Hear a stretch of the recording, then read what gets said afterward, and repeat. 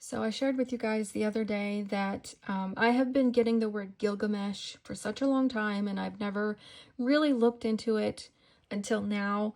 And you guys sent me a ton of educational information regarding Gilgamesh. I had no idea any of this stuff was going on about with HRC and stuff in Iraq. I had no idea about any of this. I don't know how I missed that because that's super interesting to me. Um, but, and a lot of people were saying that they believe that Gilgamesh and Nimrod are one and the same character, same person. And I'm kind of tending to believe that that's true as well. And so he has been giving me that name for years, and I just never did anything with it because, to be honest, I thought Gilgamesh was the villain character from the Smurfs, and I never really got anywhere with that. But it turns out now that I'm Googling who he is, his name is Gargamel. So these are two completely different people. However, some of you guys did make the connection that Gargamel basically was a giant to the Smurfs. And when I made that connection, I remembered years ago, at least 10 years ago, Pastor Patrick Winfrey, in one of his videos, he was talking about, he had been praying about the Antichrist. And he said, I don't know how to explain this, but basically the Smurfs was a clue. I kid you not. And all of that just hit me at once. And I'm like, oh my goodness, I remember that.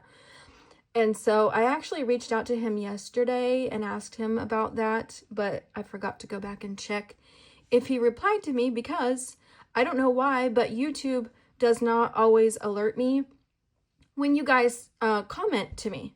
I have to manually go back through wherever I left a comment and scroll down and see. So I apologize if anybody has ever sent a comment to me or asked me something and I never got back. I literally have been finding that I'm not getting everything. So that's really annoying.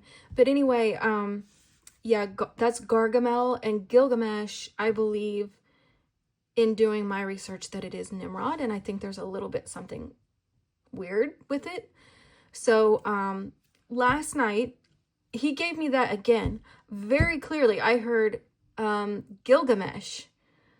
It was so stark, undeniable. I wasn't even thinking about anything like that.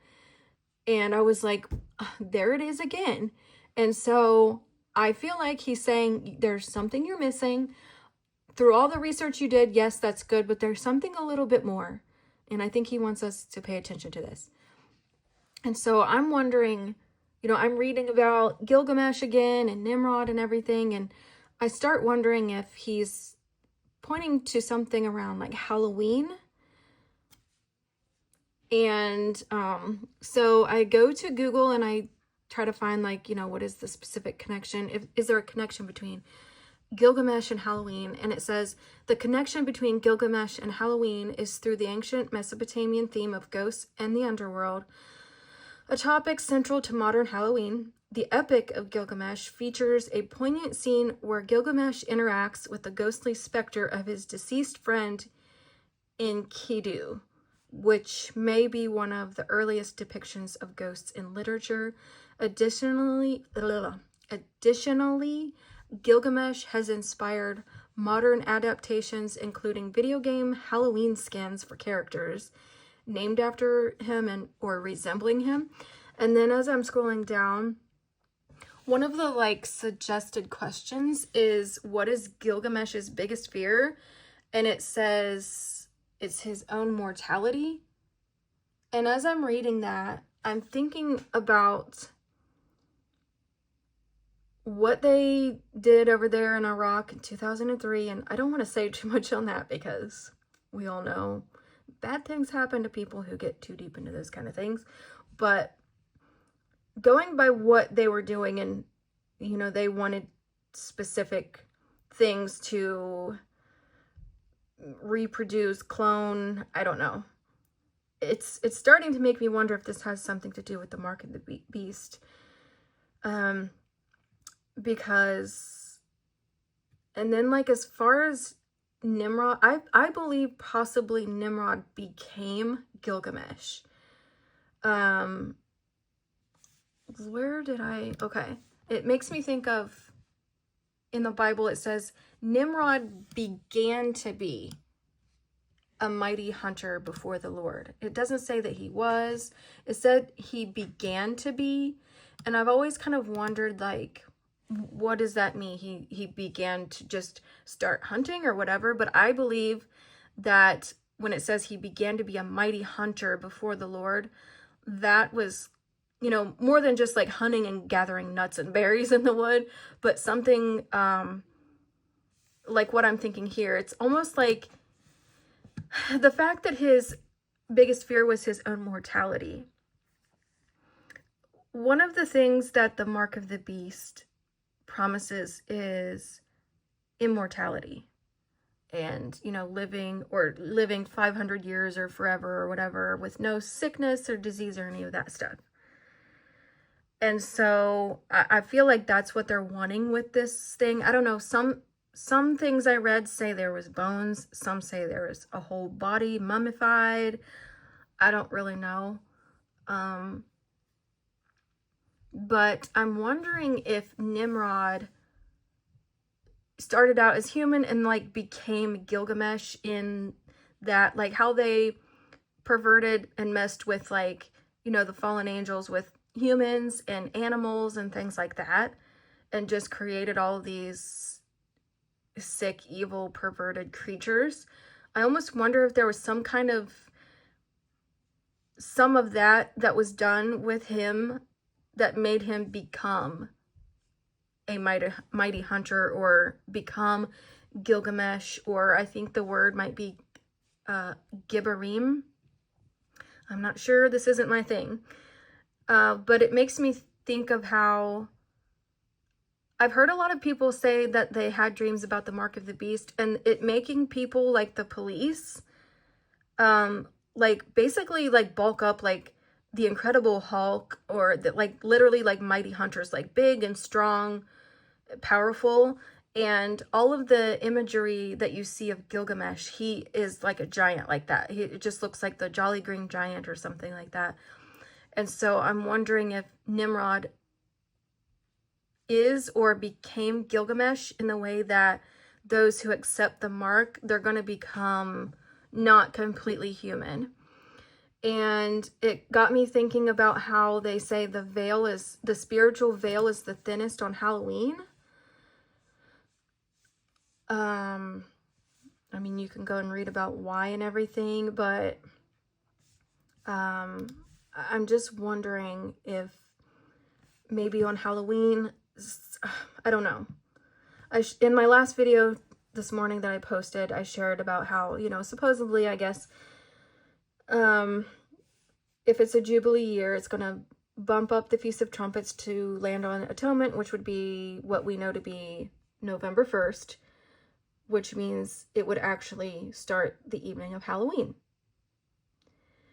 And I know Repo Man 64 said that in his studies, in his timelines and everything, he believes that the flood happened basically on Halloween, October 31st. So I don't know. I'm just trying to put this stuff together. This is not my thing. I apologize. Let me know what you guys think.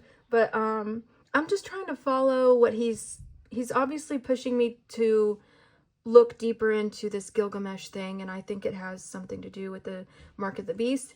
But if you know, I don't even like throwing dates out there, but it's good to watch. And you know, if every day is, you know, the day of salvation, then why not Halloween? But, you know, say that, well, I said that Trump was supposed to meet with the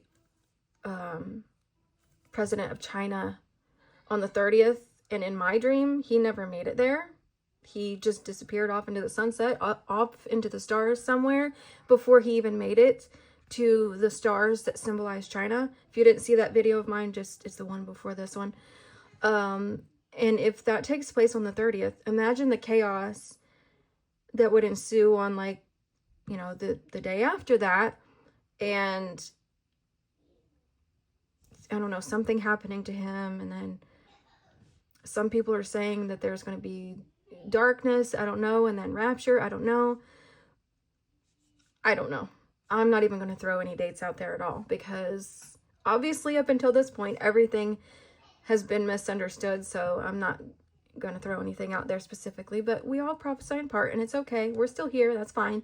But I just kind of feel like maybe the Lord is saying with Gilgamesh, something related to the mark of the beast, something around Halloween. I don't know. Let me know if you guys get anything from this, because apparently you guys are way more knowledgeable on this stuff than I am. But the fact that, you know, supposedly the spiritual veil is the thinnest on Halloween, and the fact that Repo Man has a very good case for that being the day of the flood. Remember that Jesus said that it would be like in the days of Noah. Maybe he literally meant the days of Noah, like the flood was October 31st into the 1st. So that would be a 311, Revelation 3:11. The very first video I have on this channel is called 3:11. I woke up from a nap on the couch saying alert 3:11, something like that. So I'm not sure. I'm just kind of putting some stuff out there. I'm just trying to do my part. But the main thing is that he just keeps pushing Gilgamesh on me. And I thought that I was done with this yesterday, just watching the videos that you guys sent me and just educating myself and just seeing the connection there with Nimrod. But no, the Lord wasn't done. He gave me that word again last night. So I feel like that was him saying there's still a little bit more to this. So just keep this in mind as the day approaches. I feel like it's going to make sense sooner rather than later. So I just wanted to share that with you guys. All right, bye.